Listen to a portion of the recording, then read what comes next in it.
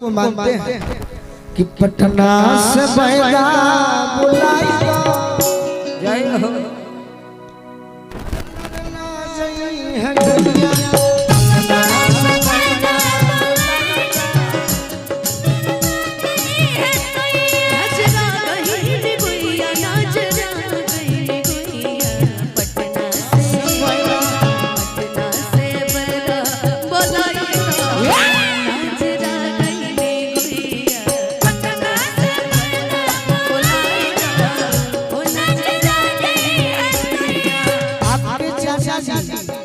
आपके चाचा जी और हमारे पिताजी गाना गाते थे। वशिष्ठ भैया हमारे पिताजी गुरु हमें गरीब है किसान है हमारे बाबूजी गाँव रहल हां पियले शराब गाजा तारी पियले शराब गाजा तारी हमर पिय मिलले अनारी पियले शराब गाजा तारी हमर पिय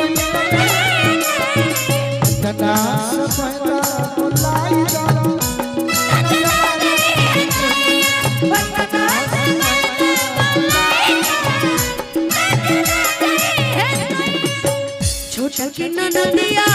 बनेली नावतिनिया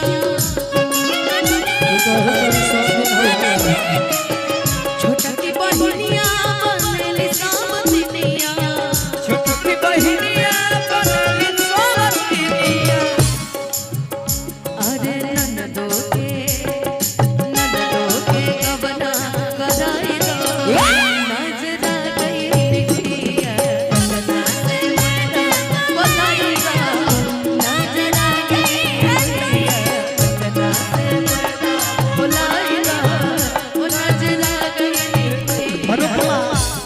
आपके चाचा जी और गाना गाते थे। कौन सा? अखिया मिलावत में अखिया मिलावत में अरे अखिया लजात बा का बात बा अखिया मिलावत में अखिया लजात बा का बात बा हमरा बड़ बुझात बा का बात बा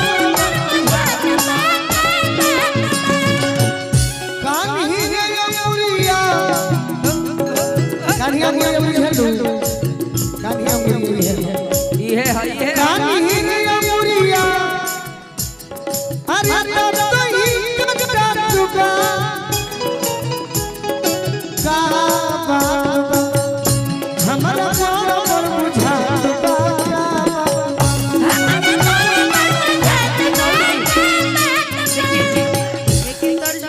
कोई सारा गीत चला है गौर गीत बाई कर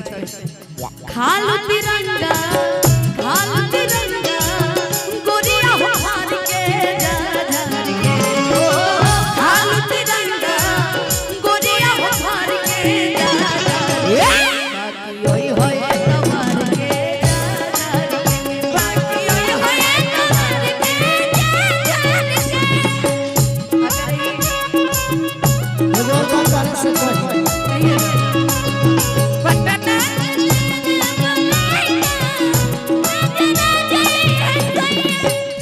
तो कहे का सपना हो गए कहे कि निजी जोन में बहिन हो गई मान मिल बाकी अब बड़ा दुखित रहिला कहे ना दोस्तों मान लिहल चाहत मंच पे दोस्ती बारे में पर्सनल जीवन में हमने के भाई का लगा सही बाकी जहिया दोस्त मनते नो मंच के बाद कही तो तरह से का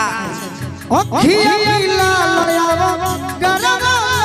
लहर बोलो अखिया मिला लयावा गरवा लहर बोलो गोरा हो के उठा लो हमारा बोलो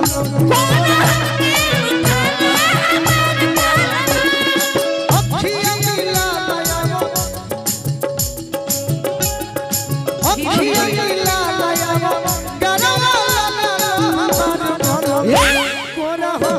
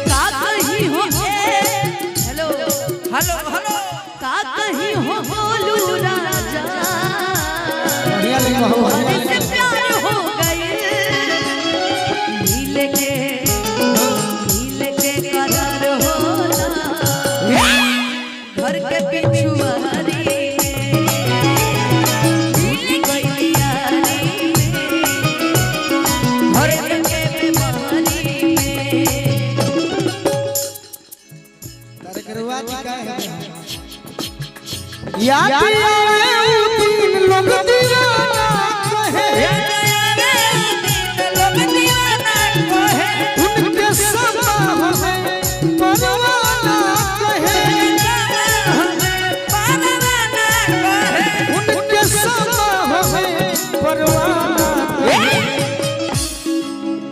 दिल लगैले रही जिंदगी में मगर दिल लगैले रही जिंदगी में मगर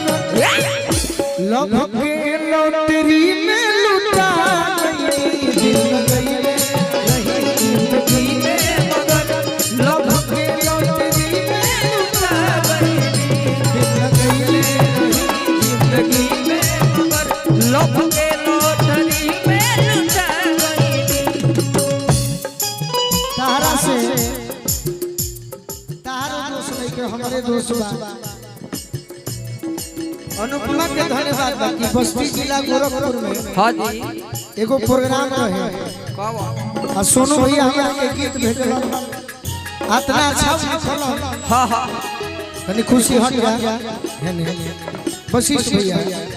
एगो सोनू सिंह संगदिल जी बानी गीतकार सिवान जिला के हां जी वो हमरा के गाना भेजल के समय ना मिलल के हम रिकॉर्डिंग करी अनुपमा संग प्रोग्राम होत रहे हां हां दी तो बात बा कि अनुपमा संग जमेला सही बात अनुपमा के भी अच्छा लागेला हमरो अच्छा लागेला हां जी और दुनिया के भी अच्छा लागेला सही बात बाकी आज अफसोस लगे जाए ये गरीब के मैं गीत बर्बाद हो गई हो गीत बर्बाद हो गई कर चल हां आज हम रिकॉर्डिंग करके गइले रही थी शूटिंग में तो 2000 मिलियन व्यू मिली सही बात बाकी स्टेज वाला हिट भइल देखिए एल्बम के राजा केहू के मंच के राजा रहुए सही केहू होला मजाक करू काहे कि अब हमार नौकरी तो लागी ना अब वशिष्ठ भैया से कह दे कि भैया कहीं लगवा दी तो लगवा दी हां जी राजू चाचा से कहो कि ठेकेदारी का बने कुर्सियों रख ली आ गरीब में बानी तो का करो बाकी अनुपमा के धन्यवाद हो की गाना के चलते प्रचलित हो गए हां जी जग करे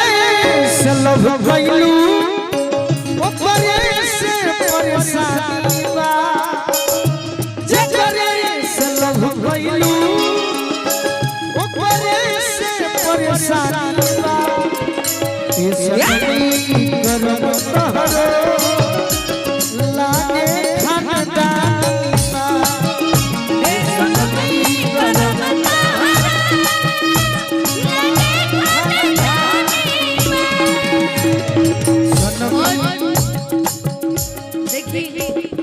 हमने के चलत रहे गोलू संग में गाना गईनी और हमारी जिम्मेदारी रहे लगे जौन भी गोलू भैया बोले हां जी हमने के उनकरा के जवाब देहल जाओ ई मंच के माध्यम से सही तो हम तुरंत हमरा मन में पता नहीं का बाटे कि हम तुरंत अपना मन में एगो लाइन बनैली इनकरा तो संगदिल भैया लिखले बने कि हमर लाइन के राइटर हम खुदे होए हां सही जे करे से लव कइनी ओह के परेशानी बा जे करे से लव कइनी ओह के परेशानी बा हमारे कसूर नहीं ओकर नियत में बेईमानी बा हमारे कसूर नहीं ओकर नियत में बेईमानी बा बाकी एगो बात तारा से पूछत हनी का सीधी जी वो बुला रहे गोलू भैया आपको गोलू भैया बुला रहे हैं नवजोत सिंह सीधी लिखा लगा तरह से के करो बनवलू हम ये गोरी के करो बनवलू हम ये गोरी के करो बनवलू हम ये गोरी अरे कहां हाल जाइला हम ये गोरी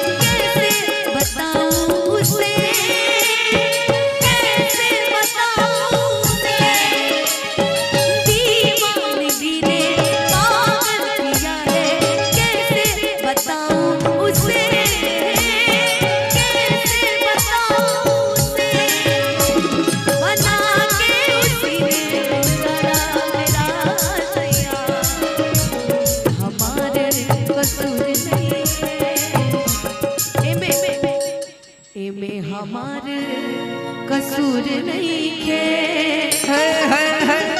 ई काम कर खानदानी